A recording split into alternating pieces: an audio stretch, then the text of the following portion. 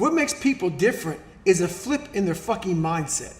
All those things that happen to you in your life, all those bad things, all those things that you blame other people for, they're now yours to own. You gotta figure out a way to reprogram your mind to get outside the box. A lot of people will listen to this and they'll be motivated, they'll be fired up. They'll be so fired up it's not even funny.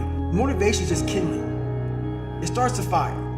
But that kindling, once one raindrop hits that little kindling, it's burnt out. But it has to be something that's deep down inside. So motivation is like this.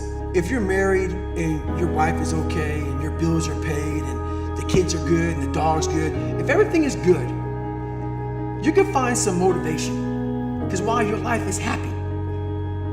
It's that motherfucker that wakes up in the sewer every fucking day, has nothing to fucking go home to, has nothing. Bills aren't paid, doesn't know when the fucking next meal's coming, doesn't know shit. And still says, fuck it. I am going to do what I have to do to get to where the fuck I have to go. That's the difference between motivation and drive, and then soon, obsession. Obsession makes a person, makes other people, like, so when you're around somebody that's obsessed, most people don't have any fucking idea what to call you. So they call you crazy. They call you crazy because they don't understand where you're trying to go. Right. What the fuck you're trying to do, what you're trying to be. So to the normal person, which we're all normal, we're all very normal.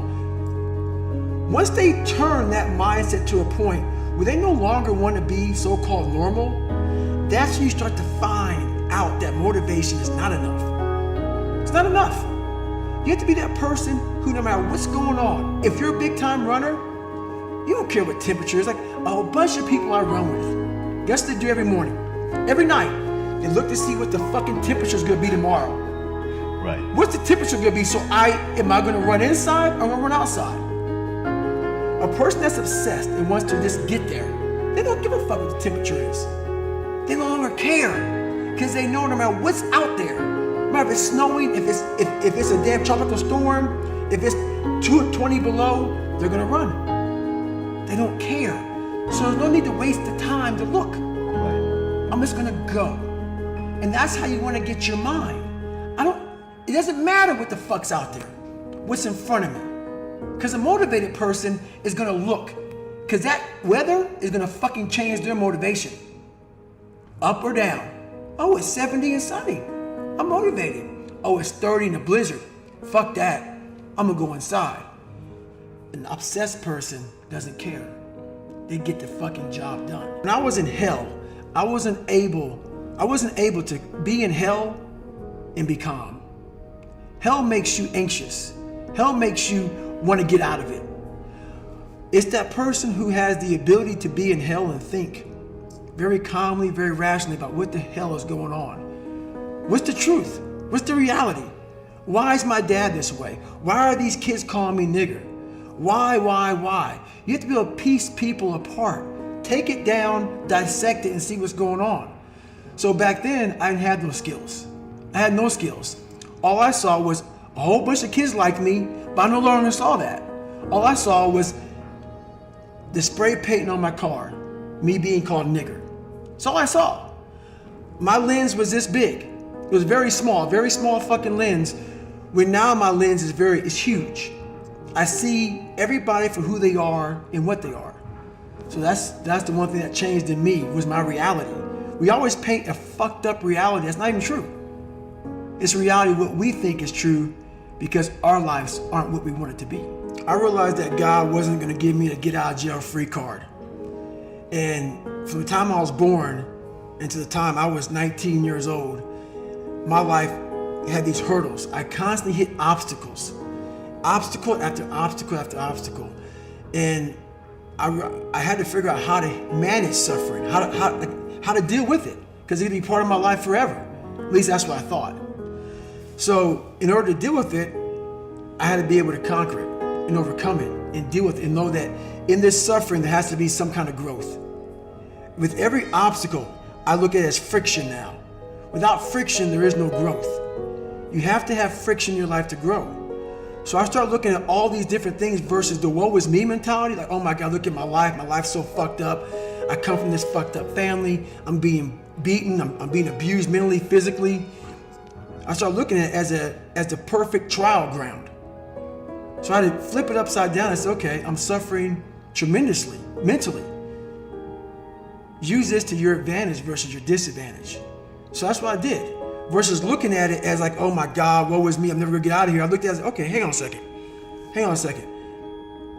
If I can overcome this, if I can find some power in this, some way to get through this, that right there will be the fuel for the rest of my life.